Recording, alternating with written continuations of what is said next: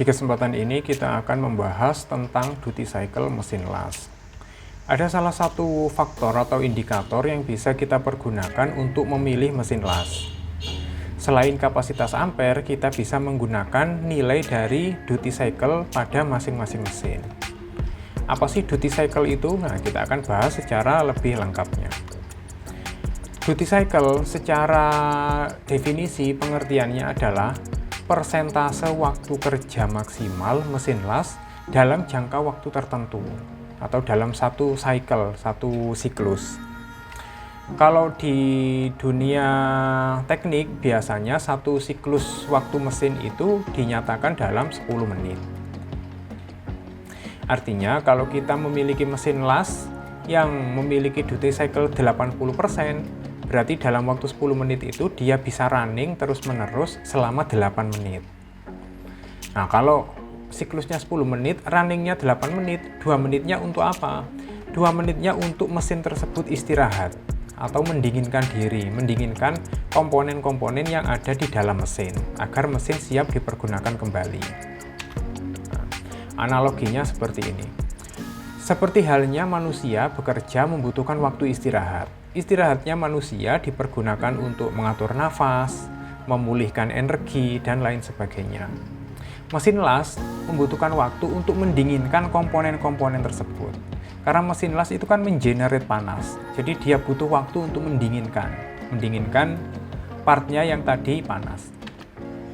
Mengapa duty cycle ini penting untuk dibahas atau penting untuk kita pahami dan juga penting untuk diketahui? Pertama, untuk mencegah kerusakan mesin yang kita pakai. Baik itu mesin kita sendiri atau mesin milik perusahaan yang sehari-hari kita pakai untuk kegiatan produksi. Ketika mesin itu dipakai, maka mesin itu akan menghasilkan panas. Selain panas pada material yang dilas, ada juga panas yang ada di dalam internal mesin itu sendiri. Kalau panas di dalam mesin ini berlebih, maka dia bisa menyebabkan korsleting, hubungan singkat. Lebih parahnya lagi, bisa menyebabkan terbakarnya komponen-komponen yang ada di dalam, seperti IC, kabel, dan lain sebagainya. Jadi kalau kita paham duty cycle, kita bisa membuat mesin yang kita pakai ini jauh lebih awet. Kemudian mempengaruhi kualitas hasil pengelasan kita. Hasil pengelasannya seperti apa? Jadi begini konsepnya. Mesin las yang terlalu panas bisa menyebabkan keluaran ampernya tidak stabil. Kapan mesin las itu terlalu panas? Kalau pemakaiannya sudah melewati duty cycle-nya atau beban maksimal yang mampu diterima oleh mesin las ini. Ketika dia sudah melewati beban maksimal, kadang-kadang mesin ini tidak langsung mati, tapi ampernya menjadi tidak stabil. Inilah indikator kalau dia sudah melewati duty cycle-nya. Ampere tidak stabil, kadang-kadang ampere itu mengecil dengan sendirinya. Kita ngelasnya jadi tidak enak, jadi tidak beraturan, tidak karuan. Bisa-bisa juga menyebabkan cacat las. Cacat yang terjadi karena ampere kekecilan, ini biasanya incomplete penetration, incomplete fusion, slack inclusion, dan lain sebagainya. Selain ampere tiba-tiba mengecil, ada juga kasus ampere tiba-tiba membesar. Nah, ini karena sudah tidak stabil. Kalau ampere tiba-tiba besar, otomatis las-lasan kita akan jadi jelek.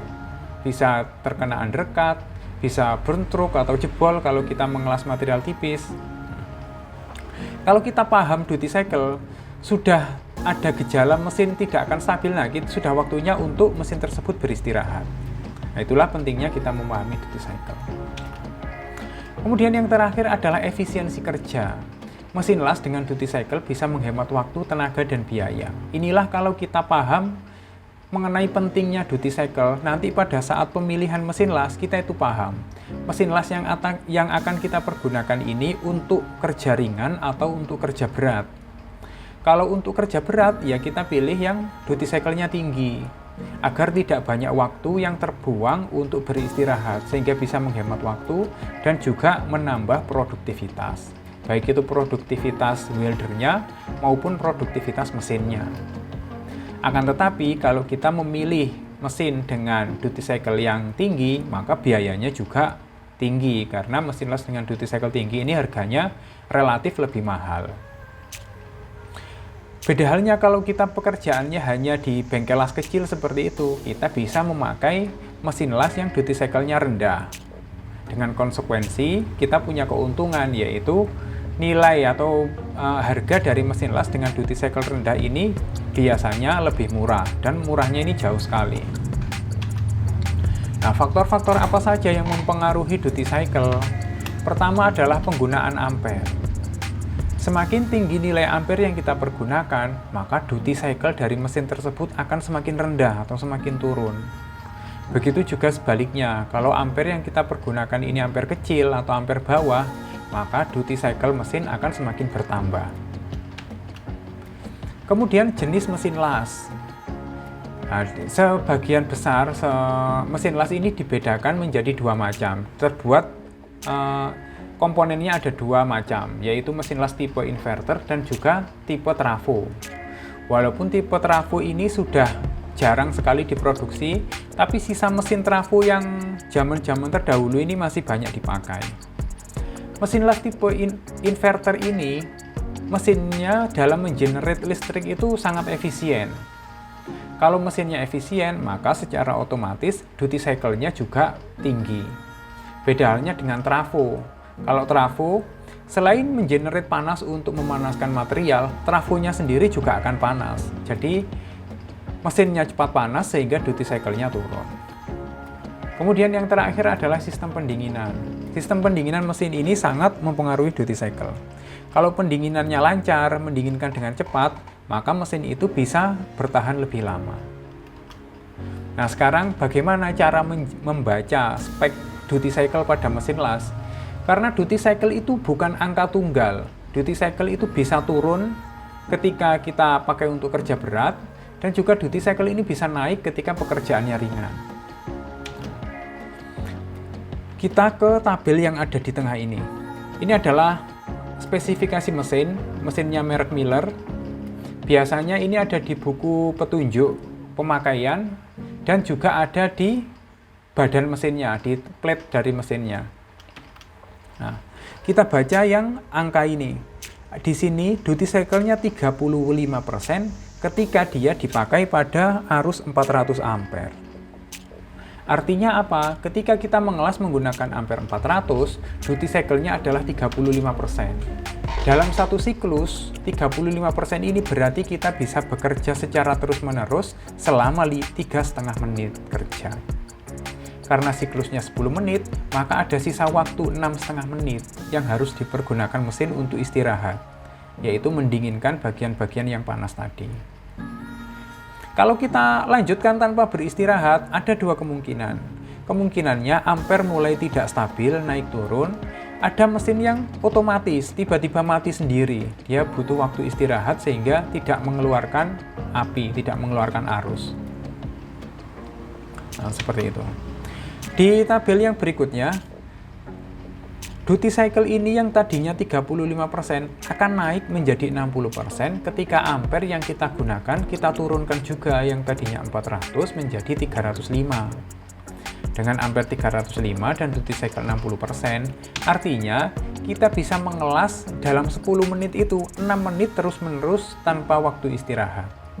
Nah, setelah 6 menit, baru dia membutuhkan waktu istirahat selama 4 menit, yaitu satu siklus 10 menit.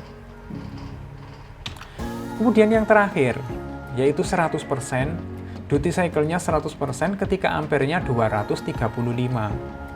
Nah, ampere 235, duty cycle 100%. Apa artinya duty cycle 100%? Artinya kita bisa memakai mesin ini terus-menerus tanpa perlu istirahat, yaitu 10 menit kerja dan 0 menit istirahat.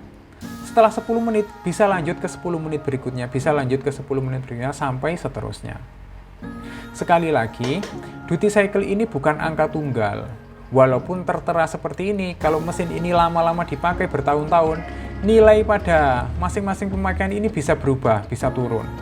Nah, kalau sudah terasa turun, maka sudah waktunya mesin untuk dilakukan perbaikan. Dari sini sudah bisa kita ambil kesimpulan, semakin besar nilai ampere yang kita gunakan, nilai duty cycle-nya akan semakin kecil. Semakin kecil nilai ampere yang kita gunakan, nilai duty cycle-nya akan semakin besar. Kemudian tips menggunakan mesin las agar mesin kita awet. Pertama yaitu jangan memaksakan mesin. Kalau kita punya mesin las dengan kapasitas 100 ampere, sebaiknya jangan digunakan full 100 ampere. Gunakan saja di angka 50 hingga 60 ampere. Niscaya mesin kita akan jauh lebih awet. Yang kedua adalah lakukan perawatan rutin. Perawatan rutin ini bisa dimulai dari penempatan mesin las. Penempatan yang bagaimana yang bagus? Usahakan jangan di sudut ruangan, karena di sudut ruangan itu cenderung memiliki kelembapan yang lebih tinggi. Kalau mesin las ini menerima kelembapan yang tinggi, komponen-komponen logam di dalamnya bisa mudah terkorosi. Selain penempatan jangan di sudut, kita juga sebaiknya menghindarkannya dari terkena debu. Kalau mesin tidak kita pakai, kita tutup dengan cover kain begitu, agar debu tidak bisa menempel. Debu ini cukup berbahaya ketika dia menghambat saluran ventilasi udara yang berfungsi untuk mendinginkan mesin. Terlebih lagi kalau debu ini sudah mengotori kipas yang ada di dalamnya, nanti kipasnya bisa lebih seret dan juga laju pendinginannya semakin menurun. Kemudian contoh aplikasi duty cycle. Yang pertama adalah untuk pengelasan ringan. Pengelasan ringan itu yang seperti apa? Yaitu yang dipakai untuk mengelas material-material tipis yang ketebalannya kurang dari 2 mm. Ini seperti di bengkel-bengkel las yang ada di pinggir jalan. Ini adalah gambar bengkel saya. Material untuk pagar ini tebalnya sekitar 0,7 mm saja. Kalaupun harganya kita dapat borongan dengan harga bagus, kita bisa tingkatkan materialnya ke 1 mili. Itu ampere yang dipakai hanya di kisaran 60 ampere saja. Jadi kita pakai mesin yang kecil seperti ini. Mesin ini kapasitasnya 140 ampere, dipakai di angka 60 hingga 70 ampere saja. Walaupun duty cycle-nya 30%, ini sudah cukup. Karena kalau ampernya kecil, ini duty cycle-nya bisa 100%. Dia duty cycle 30% ketika dipakai pada full capacity. Kemudian contoh berikutnya yaitu ketika pekerjaan kita berat, seperti standar industri, seperti ini pengelasan girder, pengelasan WF, pengelasan H-beam. Nah, sebaiknya kita membeli mesin yang ketika dipakai pada full capacity, nilai duty cycle-nya berkisar di angka 60 hingga 100%. Fungsinya apa? Karena ini kita runningnya, shiftnya ganti-ganti orang, tukangnya ada banyak, barang yang dilas besar, dan juga terus-menerus. Kalau mesin ini kebanyakan istirahat, maka kita akan rugi. Rugi karena seharusnya bisa dimanfaatkan untuk produktivitas, tapi malah dimanfaatkan untuk istirahat. Oke, demikian pembahasan kita tentang duty cycle mesin las. Kalau kalian punya pertanyaan terkait bidang pengelasan yang ingin dibahas, silahkan tuliskan di kolom komentar. Terima kasih.